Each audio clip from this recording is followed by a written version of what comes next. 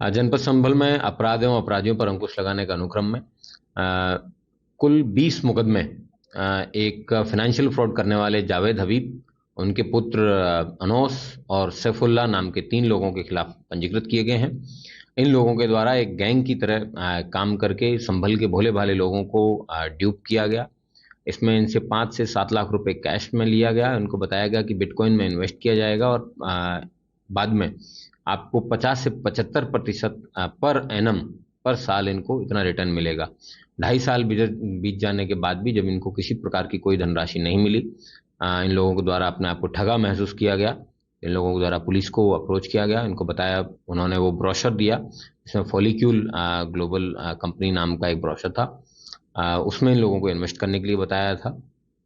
पूरी लाइफस्टाइल की एक चैन के रूप में ये बात बताई गई थी। अंततः इन लोगों की जांच की गई और जांच में ये बात सत्य पाई गई कि इन लोगों के साथ फ्रॉड हुआ है।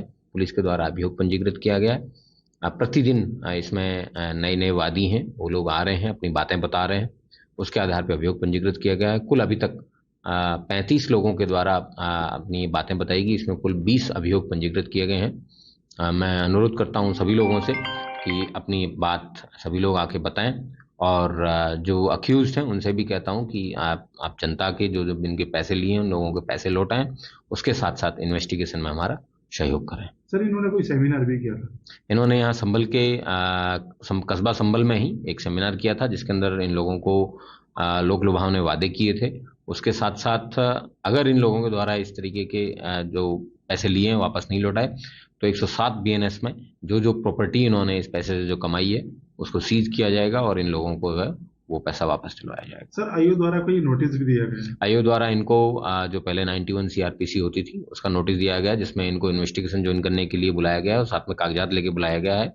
ये लोग देश छोड़ के ना भाग पाए इसके लिए इनके खिलाफ लुकआउट सर्कुलर इश्यू है कर दिया गया है। Sir thank you. ये ईओडब्ल्यू के हिसाब से भी कोई कार्रवाई की गई है?